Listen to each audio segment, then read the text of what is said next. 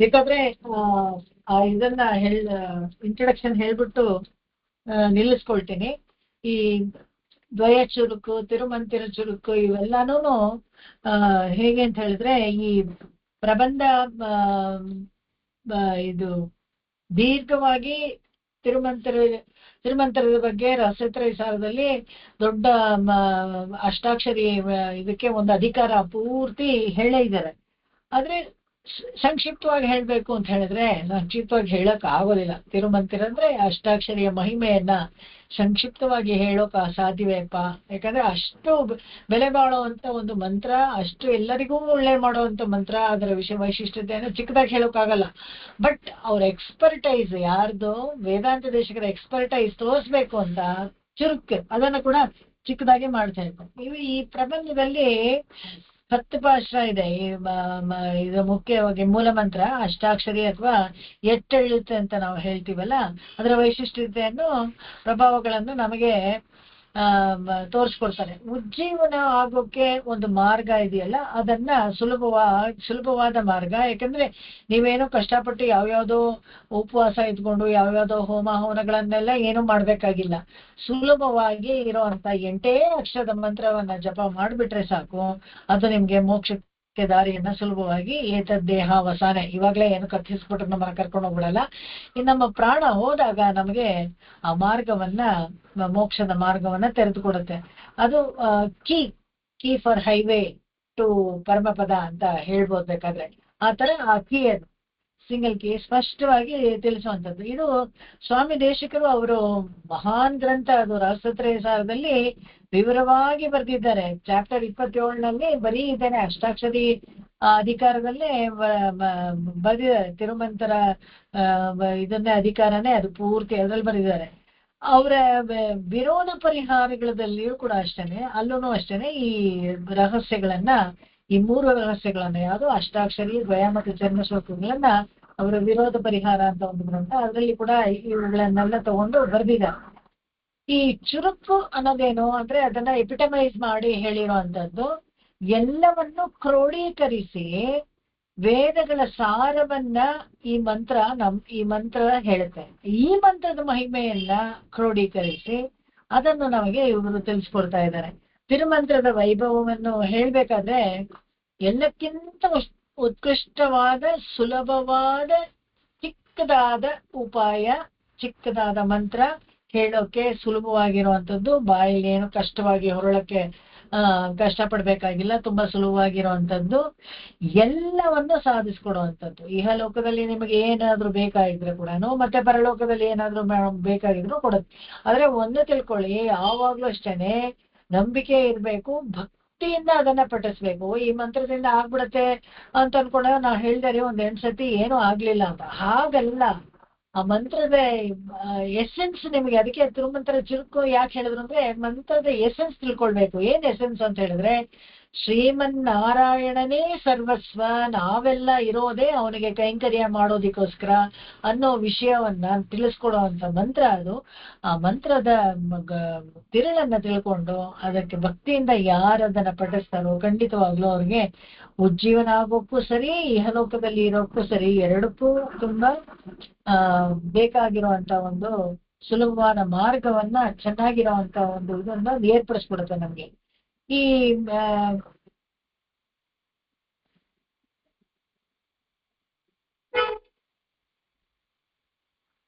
ಇದು ವಿಶಿಷ್ಟವಾಗಿ ಚುರುಕು ಅಂತ ಇದೆ. ಇದನ್ನ ಪದ್ಯಗಳ ಒಂದೊಂದೇ ಪದ್ಯ ಓದ್ಬೇಕಾದ್ರೆ ನಾವು ನೋಡ್ಕೊಂಡು ಹೋಗ್ಬೋದು. ಆದ್ರೆ ಜನರಲಿ ಏನು ಅಂತ ಒಂದು ಸಿನಾಪ್ಸಿಸ್ ಅಂತ ಹೇಳ್ತಾರಲ್ಲ, ಆತರ ನಾವು ಹೇಳ್ಬೇಕಾದ್ರೆ, ಒಂದು ಈಗಾಗ್ಲೇ ಹೇಳಿದ್ರೆ ಹೇಗಪ್ಪ ಅಂದ್ರೆ ಎಲ್ಲವನ್ನ ಕ್ರೋಢೀಕರಿಸಿ ಬರೆದಿರೋ ಅಂತ ಒಂದು ಪದ್ಯ, 10 ಪಾಶದಲ್ಲಿ ಬರೆದಿರೋಂಥ ಪದ್ಯ. ಇನ್ನೊಂದು 2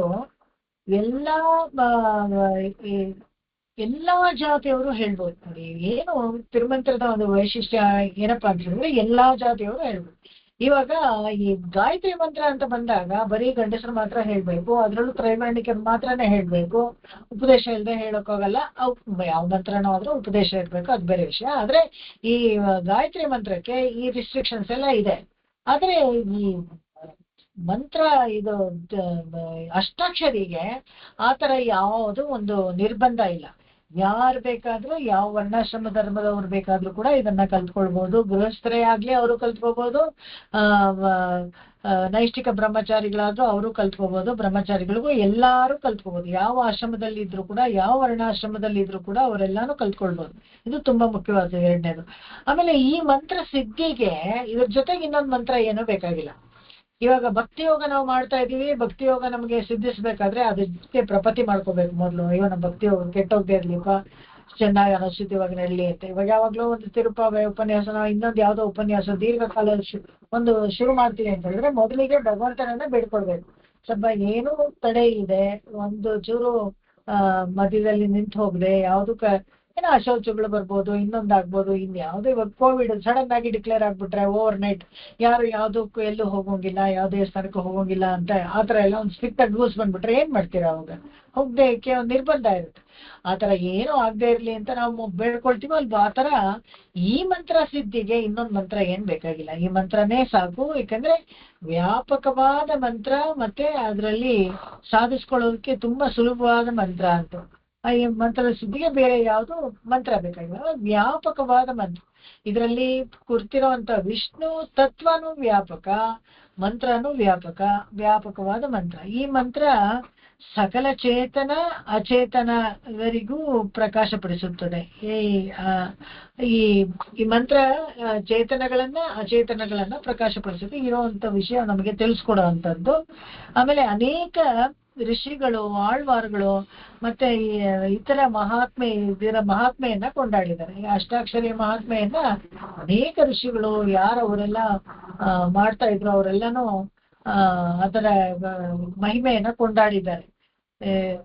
ಅದೊಂದು. ಆಮೇಲೆ ಏಳನೇದು ತಿರುಮಂಗೆ ಆಳ್ವಾರು. ಇವತ್ತಿನ ಅವ್ರಿಗೆ ತಿರುನಕ್ಷತ್ರ ಅಂತ ಹೇಳಿದ್ನಲ್ಲ ನಾನು, ಅವರಿಗೆ ಖುದ್ದಾಗಿ ಭಗವಂತ ತಾನೇ ಉಪದೇಶ ಮಾಡ್ತಾನೆ. ಇದನ್ನ ನಾವು ನೋಡ್ತೀವಿ. ತಿರುಮಂಗೆ ಆಳ್ವಾರ್ ವಿಶೇಷವಾಗಿ ಅವರ ಜೀವನ ಚರಿತ್ರೆಯಲ್ಲಿ ಕಳ್ಳರಾಗಿದ್ರು. ಅದಕ್ಕೆ ನನ್ಗೆ ಇವತ್ತು ಯಾವ್ದೋ ಒಂದು ಫೋಟೋ ಬೇರೆ ಸಿಕ್ತು. ಡಕಾಯಿಟ್ರಾಗಿರುತ್ತ ಹಳ್ಳಿ ಪುಟ್ಟಕಾಡಲ್ಲಿ ಕಳ್ಳ ಮಾಡ್ತಾರಲ್ಲ, ಅದೇ ವೇಷದಲ್ಲಿ ಒಂದು ಚಿತ್ರ ಸಿಕ್ತು, ಅದನ್ನೇ ಹಾಕಿದ್ರೆ.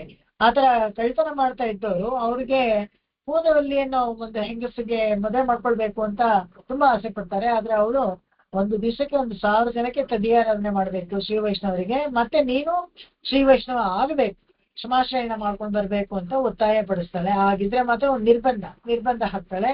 ಅದನ್ನ ಒಪ್ಕೊಂಡು ತಿರುಮಂಗೆ ಆಳ್ವಾರ್ ಮಾಡ್ತಾ ಇರ್ಬೇಕಾದ್ರೆ ಕೊನೆ ಇಲ್ಲ, ಅವ್ರ ಹತ್ರ ಇರೋ ಸಾಮಂತರಾಜವಾಗಿ ಸುಮಾರು ದುಡ್ಡು ಅವ್ರ ತಂದೆ ಎಲ್ಲ ಗಳಿಸಿಟ್ಟಿದ್ದೆಲ್ಲ ಇರುತ್ತೆ, ಎಲ್ಲ ಖರ್ಚಾಗಿ ಹೋಗುತ್ತೆ, ಏನೂ ಇರೋದಿಲ್ಲ. ಕೊನೆಗೆ ಏನ್ ಮಾಡೋದು? ದಿನಾ ತದಿಯಾರಾಧನೆ ಮಾಡ್ಬೇಕಾದ್ರೆ ಎಷ್ಟೊಂದು ಖರ್ಚಾಗ್ತದೆ. 10 ಜನಕ್ಕೆ ಊಟ ಮಾಡ್ಬೇಕಾದ್ರೆ ಖರ್ಚಾಗುತ್ತೆ. ದಿನಾ 1000 ಜನಕ್ಕೆ ಅಡಿಗೆ ಮಾಡಿ ಊಟ ಮಾಡ್ಬೇಕಂದ್ರೆ ದುಡ್ಡು ಬೇಕೇ ಬೇಕು, ಎಲ್ಲ ಇದಾಗೋಗುತ್ತೆ. ಅವಾಗ ಏನ್ ಮಾಡ್ತಾರೆ, ಈ ತಿರುಮಂಗೆ ಆಳ್ವಾರು ಭಗವಂತ ಒಂದು ಮದ್ವೆ ದಿಬ್ಬಣ ತರ ಬರ್ತಾ ಇರ್ತಾನೆ. ಅವ್ರ ಹತ್ರ ಹೋಗಿ ಎಲ್ಲಾ ಒಡವೆಗಳನ್ನ ಕದ್ಕೊಂಡು ಕಾಲಲ್ಲಿರೋ ಉಂಗುರವನ್ನು ಕೂಡ ಕಚ್ಚಿ ತೆಗಿಬೇಕಾದ್ರೆ ಅವಾಗ ಬರ್ತಾ ಇಲ್ಲ, ಏನೋ ಮಾಯೆ ಮಾಡ್ತಿದ್ಯಾ ನೀನು ಅಂತ ಭಗವಂತನ್ ಹೇಳ್ತಾರೆ. ಏನದು ಮಂತ್ರ ಹೇಳು ಅಂತ ಹೇಳ್ಬಿಟ್ಟು ಕಿವಿಯನ್ನ ಕೊಡ್ತಾರೆ.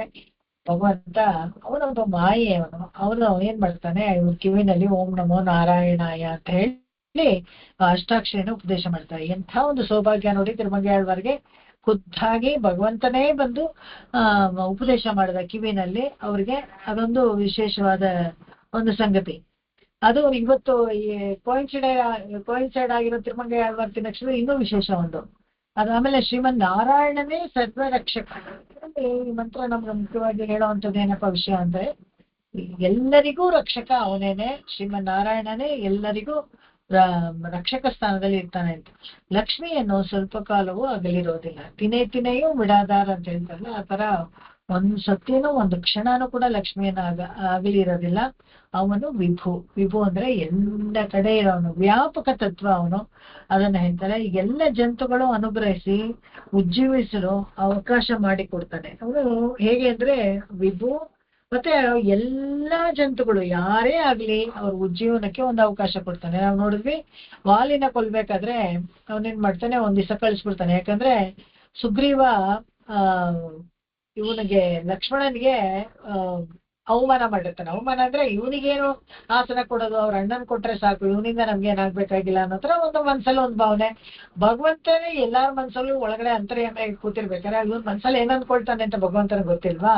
ಸರಿ, ಅವನೇನ್ ಮಾಡ್ತಾನೆ, ಇವನಿಗೆ ಒಂದು ಲಘು ಶಿಕ್ಷೆ ಕೊಡ್ಬೇಕು ಅಂತ ಹೇಳಿ ಮೊದಲನೇ ದಿವಸ ವಾಲಿ ಹತ್ರ ಚೆನ್ನಾಗಿ ಏಟೆ ತಿನ್ಸ್ಬಿಡ್ತಾನೆ. ಯಾರಿಗೆ? ಸುಗ್ರೀವಗೆ. ಯಾಕಂತ ಹೇಳಿದ್ರೆ ಈ ಮರೆಯಿಂದ ಹೊಡೆದು ಅವನ ಕೊಲ್ತೀನಿ ಎಂದವನು ಏನು ಮಾಡೋದಿಲ್ಲ, ಸುಮ್ನೆ ಬಿಲ್ ಇಟ್ಕೊಂಡು ಹೊಡ್ತಾನೆ ಇರ್ತಾನೆ.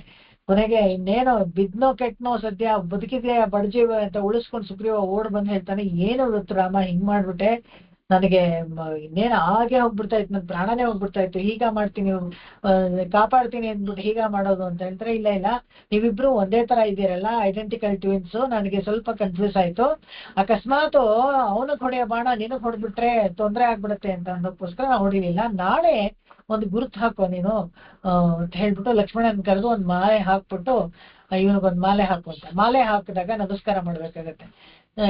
ಲಕ್ಷ್ಮಣ ಮಾಲೆ ಹಾಕಿದ್ರಿಂದ ಲಕ್ಷ್ಮಣನ್ಗೆ ನಮಸ್ಕಾರ ಮಾಡ್ಬೇಕಾಗತ್ತೆ ಸುಗ್ರೀವ. ಅಲ್ಲೇ ಶಿಕ್ಷೆಗೆ ಅವ್ನು ಮಾಡಿದ ತಪ್ಪಿಗೆ ಶಿಕ್ಷೆ ಆಯ್ತು ಅಲ್ಲಿ. ಅವಾಗ ನಮಸ್ಕಾರ ಮಾಡ್ಬಿಟ್ಟು ಆಮೇಲೆ ಏನ್ ಮಾಡ್ತಾನೆ, ಯುದ್ಧಕ್ಕೆ ಬರ್ತಾನೆ. ಅವಾಗ ವಾಲಿಯನ್ನ ಕೊಲ್ತಾನೆ. ಇದು ಎಲ್ಲಾ ಜಂತುಗಳನ್ನು ಅನುಗ್ರಹಿಸೋದು ಅನ್ನೋದು ಆತರ ಅವಕಾಶ ಕಲ್ಪಿಸ್ಕೊಡ್ತಾನೆ. ವಾಲಿನ ಯಾಕೆ ಇವತ್ತು ಹೋಗಿ ನಾಳೆ ಬಾ ಅಂತ ಹೇಳಿದ್ರೆ, ಒಂದ್ ವೇಳೆ ವಾಲಿ ಹೋಗಿ ಅವನಿಗೆ ಅವನಿಗೂ ರಾಮನನ್ನ ರಕ್ಷಣೆ ಕೇಳಿದ್ರೆ ರಕ್ಷಿಸ್ತಾನೆ, ನಾನೇ ಯಾಕೆ ಸಾಯ್ಬೇಕು, ನಾನು ರಕ್ಷಣೆ ಕೇಳ್ತೀನಿ ಅಂತ ಅನ್ಕೊಂಡೇನಾದ್ರು ಬಂದಿದ್ರೆ ಖಂಡಿತವಾಗ್ಲೂ ವಾಲಿನೇ ಕಾಪಾಡ್ತಾ ಇದ್ದ. ವಾಲಿ ಹತ್ರ ಇರೋ ರಾಜ್ಯನ ಇಸ್ಕೊಳ್ತಾ ಇರ್ಲಿಲ್ಲ. ಯಾಕಂದ್ರೆ ಇವನಿಗೆ ಅಂತ ಒಂದು ರಾಜ್ಯ ವಾಪಸ್ ಬರುತ್ತಲ್ಲ, ಅದನ್ನೇ ಬೇಕಾದ್ರೆ ಕೂಡ ಕೊಟ್ಬಿಡ್ತಾ ಇದ್ದ ಭಗವಂತ. ಅದೇ ತರ ವಿಭೀಷಣನ್ಗೂ ಕೂಡ ಅಷ್ಟೇನೆ, ಅವನ್ ಬಂದಾಗ ಅಲ್ಲಿ ಪಟ್ಟಾಭಿಷೇಕ ಮಾಡಿದಾಗ ಅಕಸ್ಮಾತ್ ಲಂಕೆ ಯುದ್ಧನೇ ಆಗಿರಲ್ಲ ಇನ್ನ, ಅದ್ ಹೇಗೆ ನೀನು ಲಂಕೆಯನ್ನ ಕೊಟ್ಟೆ ಅಂತ ಹೇಳಿದ್ರೆ, ಒಂದ್ ವೇಳೆ ಅದು ಕೊಡಕ್ ಆಗ್ಲಿಲ್ಲ ಅಂತಿದ್ರೆ ನನ್ನ ಅಯೋಧ್ಯ ಇದ್ದೇ ಇದೆಯಲ್ಲ, 14 ವರ್ಷ ಆಗತ್ತೆ ವನವಾಸ ಮುಗಿಸ್ಕೊಂಡು ವಾಪಸ್ ಹೋಗೋವಾಗ ನಂದು ಲಂಕೆ ಇರುತ್ತಲ್ಲ, ಅಯೋಧ್ಯ ಇರುತ್ತಲ್ಲ, ಅದನ್ನ ಕೊಡ್ತೀನಿ ನಾನು ಅಂತ. ಆತರ ಎಲ್ಲಾರ್ಗು ಉಜ್ಜೀವನಕ್ಕೆ ಮಾಡಕ್ಕೆ ಒಂದು ಅವಕಾಶ ಕೊಡ್ತಾನೆ. ಅಲ್ಲೂ ಕೂಡ ಅಷ್ಟೇನೆ, ರಾವಣನ್ನ ಇಂದ್ರ ಪೋಯ್ ನಾಳೆ ಬಾ ಕಂಬನ್ ರಾಮಾಯಣದಲ್ಲಿ ಹೇಳುವಂಥದ್ದು. ಇವತ್ತು ಹೋಗಿ ನಾಳೆ ಬಾ ಅಂತ, ಕೈದು ಉಳ್ಳಡೆ ಕೊಂಡು ಬಾ ಎಂದ. ಕೈದು ಅಂದ್ರೆ ಆಯುಧ ಇಲ್ಲದೆ ಎಲ್ಲ ನಿರಾಯುಧ ಪಾಣಿ ಆಗ್ಬಿಡ್ತಾನೆ ರಾವಣ. ಯಾವ್ದೋ ಒಂದು ಕಲ್ಲನ್ನ ತಗೊಂಡು ಮೇಲೆ ಹೊಡೆಯಕ್ಕೆ ಹೋಗ್ತಾನೆ. ಅವಾಗ ಹೇಳ್ತಾನೆ, ಬೇಡ ಬೇಡ ಹೋಗು ನೀನು, ಆತರ ಮಾಡ್ಬೇಡ, ಆಯುಧ ಪಾಣಿಯಾಗೆ ಬಾ, ನಾಳೆ ಬಾ ಅಂತ ಹೇಳ್ಬಿಟ್ಟು ಅವನಿಗೂ ಒಂದು ಅವಕಾಶ ಕೊಡ್ತಾನೆ. ಯಾಕಂದ್ರೆ ಅಕಸ್ಮಾತ್ ಅವನು ಹೋಗಿ ಅವತ್ತು ಲಾಸ್ಟ್ ಮಿನಿಟ್ ಅಲ್ಲಿ ಕೂಡ ಹೋದ್ರೆ ಹೋಗ್ಲಿ, ಸೀತೆನ ವಾಪಸ್ ಕೊಟ್ಬಿಡೋಣ ಅಂತ ಏನಾದ್ರು ಅವನು ಅನ್ಕೊಂಡಿದ್ರೆ ಅವನ ಜೀವನ ಉಳಿಸ್ಬಿಡೋಣ ಅಂತಾನೆ ನೋಡ್ತಾನೆ ಭಗವಂತ. ಇದು ಅಷ್ಟಾಕ್ಷರಿ ಮಹಿಮೆ ಅಂತ ಹೇಳಿದಾಗ ಎಲ್ಲರಿಗೂ ಒಂದು ಅವಕಾಶ ಕೊಡ್ತಾನೆ ಭಗವಂತ.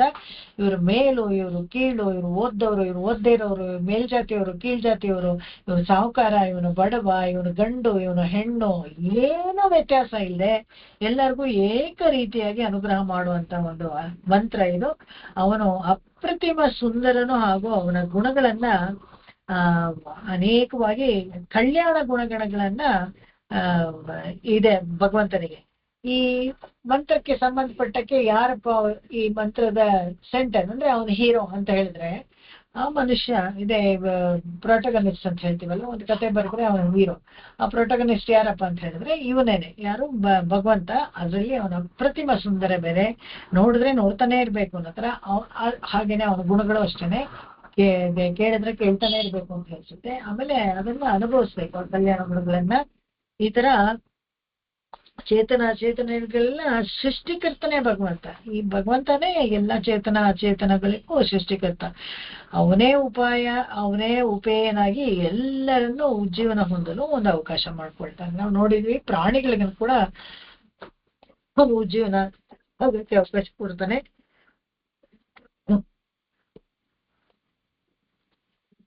ಎಲ್ಲಕ್ಕೂ ಆಧಾರನಾಗಿ ಅನುಪ್ರವೇಶ ಮಾಡಿ ಭಗವಂತನು ಅಂತರ್ಯಾಮಿಯಾಗಿ ಎಲ್ಲ ಪದಾರ್ಥಗಳಲ್ಲಿಯೋ ಚೇತನ ಅಚೇತನಾಗಿ ಅಸ್ತಿತ್ವವನ್ನ ಕೊಡ್ತಾನೆ. ಇದಿಷ್ಟು ಈ ಒಂದು ಸ್ಕೆಲಿಟನ್ ಅಂತ ಏನ್ ಹೇಳ್ತೀವಿ ತಿರುಮಂತ್ರಕ್ಕೆ ಒಂದು ಇದಿರ್ತಾರ.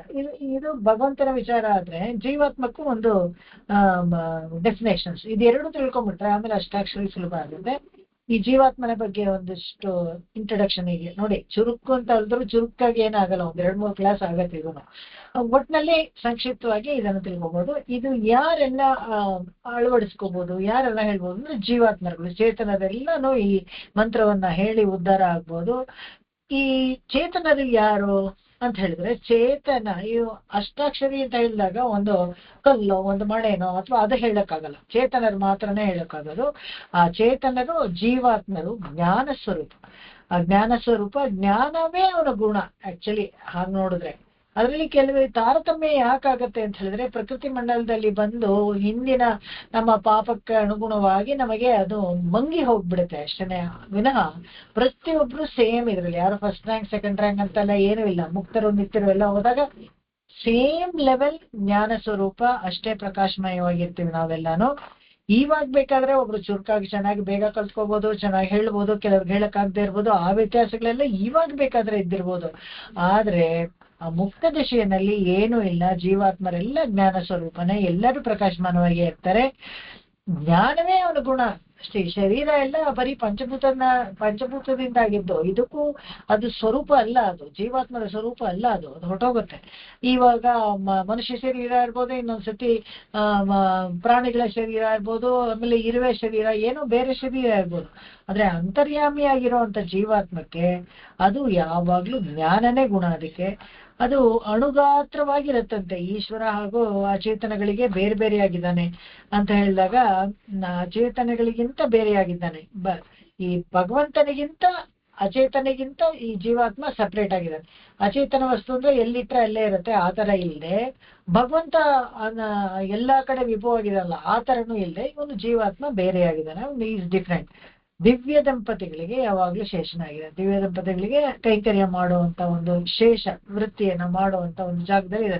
ಯಾವುದನ್ನು ಸಂಪೂರ್ಣವಾಗಿ ಬೇಕಾಗುವುದಿಲ್ವೋ ಅಂದರೆ ಯಾವ್ದಕ್ಕೂ ಒಡೆಯನಲ್ಲ ಅವನು.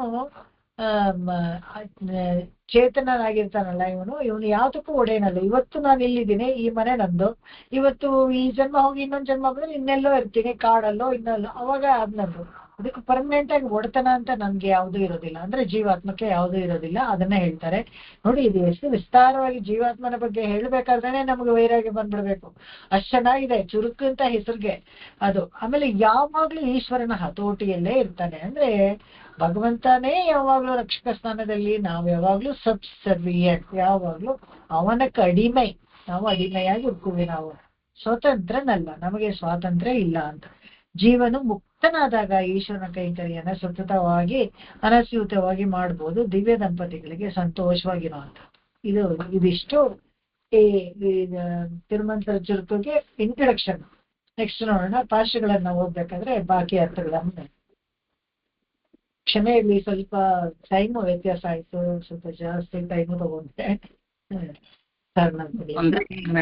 ಒಳ್ಳೆ ನಮಸ್ಕಾರ. ಕವಿತಾರ್ಕಿಕ ಸಿಂಹಾಯ ಕಲ್ಯಾಣ ಗುಣಶಾಲಿನೇ ಶ್ರೀಮತೆ ವೆಂಕಟೇಶಾಯ ವೇದಾಂತ ಗುರವೇ ನಮಃ. ಆಕಾಶಾತ್ ಪತಿತಂ ತೋಯಂ ಯಥಾ ಗಚ್ಚತಿ ಸಾಗರಂ ಸರ್ವದೇವ ನಮಸ್ಕಾರಃ ಕೇಶವಂ ಪ್ರತಿ ಗಚ್ಚತಿ ಕೇಶವಂ ಪ್ರತಿ ಗಚ್ಚತಿ ಕೇಶವಂ ಪ್ರತಿ ಗಚ್ಚತಿ. ಓಂ ಶಾಂತಿ ಶಾಂತಿ ಶಾಂತಿ. ಕಾಯೇನ ವಾಚಾ ಮನಸೇಂದ್ರಿಯೈರ್ವಾ ಬುದ್ಧ್ಯಾತ್ಮನಾ ವಾ ಪ್ರಕೃತೆ